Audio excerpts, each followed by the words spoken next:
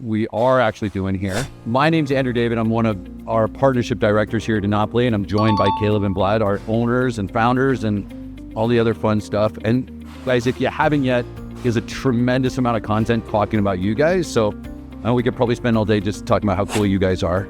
But what I want to do is, every time that I work with a partner that's coming on, there's a handful of real simple questions that they ask. I'd like to, instead of me trying to explain it to them, I'd love to get your guys' take on it, if that's okay. Yeah. In Enopoly, I know, and we share the FTC returns. We talk about how great everything is and the system. One of the most common questions that I get all the time is, if Enopoly's so good at what we do, why do we need clients? Like, why do we do that? Why don't we just build up into a multi-billion-dollar business on our own?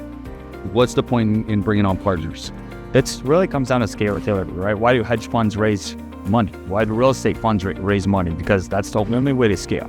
Also, we have limits at Amazon. Amazon sets limits on how much inventory a new store can handle for a growing store, right? So if we want to massively scale and have unlimited storage space, we need more partners. And luckily, there's a lot more money out there than there's opportunities. So this makes it a really good opportunity for people that do have the funds to be able to support a business like this. So it's not that you can't grow on your own. It's, first off, Amazon kind of limits size and scale to begin with. Why do they do that? Why don't they just kind of let people go crazy? Well, because they have finite amount of space too. You got to prove to Amazon that you're worth the space in their distribution centers. Okay. As a seller, we've got to kind of prove to Amazon that you're worth having on as a seller partnership thing. And then Enopoly leverages the partnerships to scale overall, right? So like one way that I kind of talk about it, is like you just mentioned, hedge funds, real estate. You could buy a commercial building on your own, but that's why you get the bank, or you get a syndicate to, fund the deposit or something like that, right? We'd rather have, a percentage of 100, 200 stores than, 5% of one kind of thing. A good backstory for that too is one of our mentors, he does, 10 million a month through his own personal Amazon store. We paid him to kind of help our back-end team. Also, Simon, our operations manager, he does millions a month with his own personal store. But the thing is, these guys have been doing it for 2 decades, right? So he's been working on one store for 20 years. So with what we're doing in the last 5 or 6 years, we're able to move just as much, well, actually more volume through all these stores combined. So our goal is just to move as much inventory as possible, as quickly as possible, through multiple partnerships and take a percent of that. So it's just a way easier way to scale. The other thing is that we work with very large US brands that have order minimums we have to hit each and every month. And some of those order minimums are 7 figures, so the only way that you could get those brand deals with, huge, like Sig Sauer and like these huge brands we work with, is by having that combined purchasing power from all. So then talk about that. So like selecting inventory, that's one of the key things, having Enopoly as a partner. Like, I'm coming on, you guys are going to manage all of this stuff for me, but you're also finding the products. And is there a couple of like really basic, you don't need to get too deep into it, but like basic criteria, we're going to select a product? Yes. So we don't like to sell things that have a tendency to break. We don't like to sell things that, durable. We also don't like to sell things that have returns, So if it's like clothing, for instance, you'll have your wife that will go and buy 10 pairs of shoes. 5 of the and something different colors, and then she sends all the ones back that don't quite look right in the lighting. So it's really hard to kind of manage your cash flow if you're buying those types of products. So we buy things that are, durable, low return rate, that are actually moving on Amazon, that we know that we can make a profit on. To give you guys an example, like stuff that's durable and that's going to be in demand always. This construction equipment, right? Like, pull it up. Roads are being, let's see, what is this? I don't want to mess it up. All they can sleeve stud. Yeah, so these are straps. You put them on trucks, you can put them on tractors, whatever, right? These are always going to be in demand.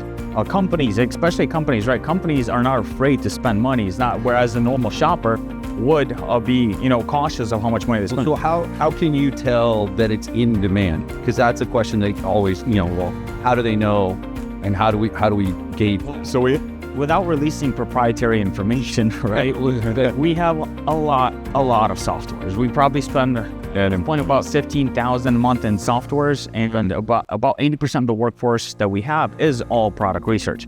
Now, the thing is, it's not about us finding also the products, because it's once you have softwares, it's not that hard to do it, and you have the manpower. but having the ability to actually even buy them is the secret. So what's that it look like? Because that's a question that I get. So, okay, so we've got, over 10 grand, 15 grand that we're spending a month in software. We've got dozens and dozens of people doing product research. So we identify, but then what's that process to become like, to have a brand partnership with these brands? You mentioned like that minimum order quantity. They may charge 6-7 figures, some of these companies, but what does Enopoly had to, like, you give an example of It's all relationships. So, Vlad and I, we actively go to all the trade shows constantly to lock in these deals, right? So it's a lot about just cultivating these relationships. It's about spending money, obviously, and being a good partner for them. So that could be helping them with their own personal listings, if they want to go on Amazon themselves, or just providing value as best as we can so that all parties win, right? We want to set up. The individual tries to walk onto a trade show and do that versus what Enopoly, like this machine that you guys have built behind the scenes. What would be the difference there? So to give a brand would never work with an individual, not anymore.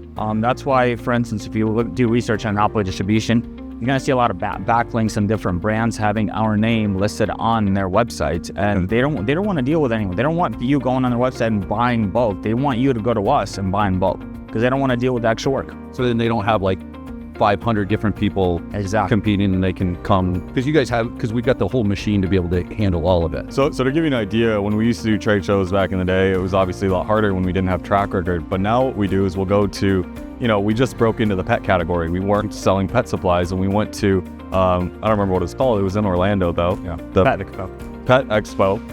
And all we did is we just had a pamphlet that showed how much money we spend with other brands. And we said, hey, we're interested into breaking into the pet category. Here's the amount of money we spent last month. Yeah, we give you references. Yeah. The brands, they all knew the brands that we sell. Like, oh, you worked at this brand. Wow.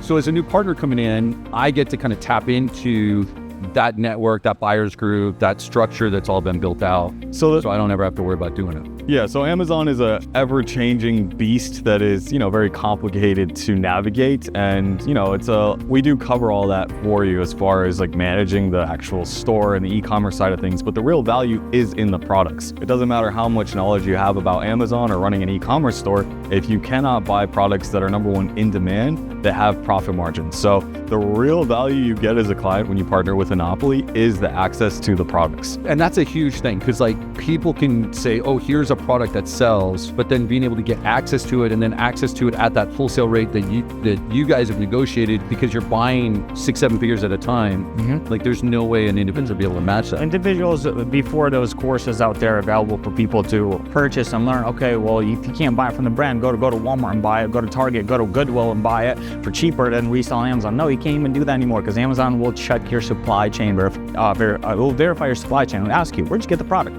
Oh, you got it from there. Well, let me see the invoice. Okay, who did you buy it from? Who's the sales rep? We're going to call them. And then they're going to ask, let me see the bank transaction of you actually paying them. Kind of audit the stores? Because that's a question too. Like what happens if my store gets shut down, or what happens if Amazon... Yeah, that was a great segue into that topic. So Amazon does supply chain verification for multiple reasons. They want to make sure that their customers are happy and that they have a great customer experience. There are people that will go on the platform and sell, for instance, stolen goods or counterfeit knockoff items, right? So Amazon at a certain point is always going to audit your business and see where these products are coming from. Now, to give you a little background, the way we used to prove authenticity is, so for instance, we sell Case knives. It's a huge brand in the United States. You may or may not have heard of it. It's kitchen knives. Sometimes we'll have someone that buys from one of our clients and they say, hey, this isn't authentic, okay? Now, what we would have to do before to prove to Amazon is we would have to show all of the paperwork back and forth with the brand, with Case, that Enopoly had with the brand. Exactly. And then that our partner had with Enopoly. Exactly. So we'd have to show all that paperwork. But now we've been doing this for so long and have so much rapport built with Amazon that when we need to verify products, which we actually just did yesterday for a client, we actually just show the Enopoly invoice. So just the Enopoly distribution invoice is now enough to prove to Amazon that it's legit. That process so many times with Amazon. Yes, they recognize it. Oh, it's Enopoly.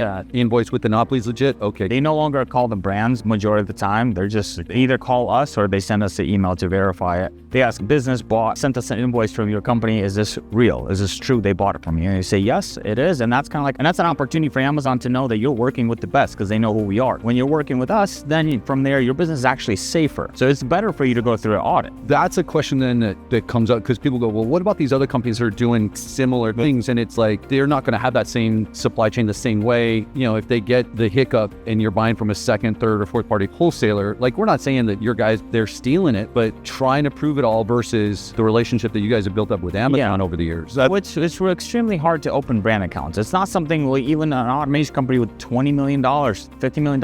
It doesn't matter how much money you have. You have to know how to provide them value outside of money, right? So what happens with a lot of providers that do something similar, they're not doing the groundwork because I don't see them at the trade shows. What they do is they buy from wholesalers. And most wholesalers, they're authorized to sell it, but they're not authorized to sell it to online sellers, right? Or you actually don't know where the wholesaler got it. The wholesaler could have stole it from a truck, which was a big crackdown by Amazon a couple of years ago, or they're just, reselling returns. You don't know. You've got wholesalers that are reaching out to Enopoly. Yeah, I was gonna say that. A great transition is if you're speaking to another company, likelihood of them being in our email asking to buy products from Enopoly distribution is quite high. So I would definitely look into that. The other thing, we've had that question a lot. What differentiates you and how good you are compared to other companies that offer the same thing? Well, look, if you're buying from a wholesaler that bought from a wholesaler that bought from a wholesaler that maybe bought from the brand, every time that transfer happens, it's getting smaller and smaller and smaller. And the supply chain custody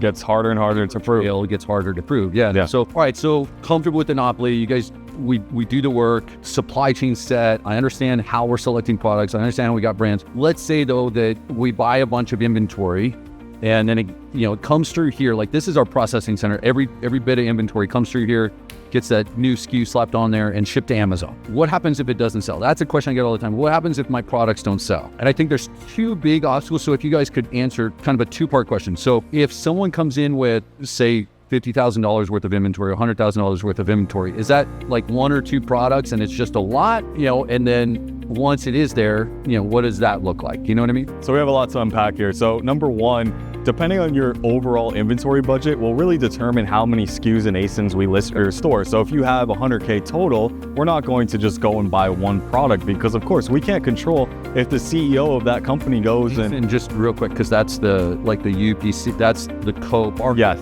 So you need a SKU and an ASIN on every single product. Their own. If your combined total inventory budget is $100,000, we're never going to just buy one product because we can't control, maybe the CEO of that company goes and puts something on Twitter that the masses don't appreciate and maybe it's a political view or something, and now that brand overnight, which we've had happen with a protein brand that we were selling. But anyways, so if your total budget is $100,000, that's never going to be just one ASIN and one product. That being said, we have clients that we've done a $1.5 million order for into one product. So it really just depends on where you're at and how much you're actually looking to spend. To basically answer it, so we've had two horror stories happen, and they're actually both on YouTube. So you can watch interviews. One of them has an interview. One, I actually talked about that scenario with the client. Yeah, so what happens if the product doesn't sell? Like that protein example you brought up. It sucked because the CEO ended up lying and a lot of bad things happened. What happened is I had to cover that loss, not the client. That Enopoly ate the loss. We ate the loss. So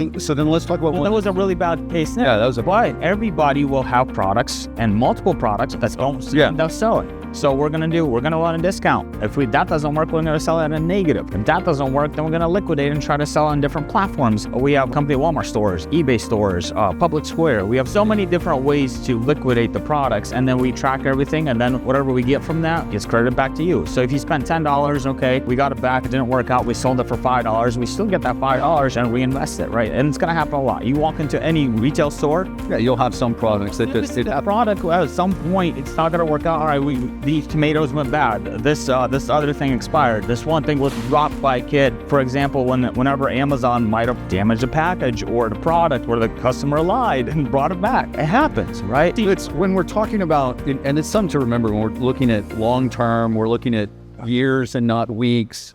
In scale, you end up with, I've looked at a lot of our stores that have hundreds of products and thousands of products that have ASIN SKUs that have been through there, you're going to have some that don't sell. So the point is really we've got different methods to liquidate, recoup as much as possible. And the returns, back to one of the first things I mentioned, the returns that we turn into the FTC that we talk about, it takes all of that into account. Exactly. It's not like we're ignoring that and hiding. That's part of running a business. So you can expect if you've got 500 SKUs that have been through, some of the products just aren't going to be gangbuster. There's a whole separate section in the warehouse that handles just the returns and just the stuff that we need to liquidate. Okay. That's already built out. We've got the team, we got the employees, we got the space, we handle it. Nobody needs to worry about it. So we've kind of talked about products not selling, how this system works, the processing. So I'm coming on as a partner. Talk to me a little bit about what that process, like what to expect. And I say this because like the partners that we have, I fit them into a handful of categories. Typically we have kind of the people that are, they have their jobs, they've had their careers, they've had them for years, they've got some capital they want to invest.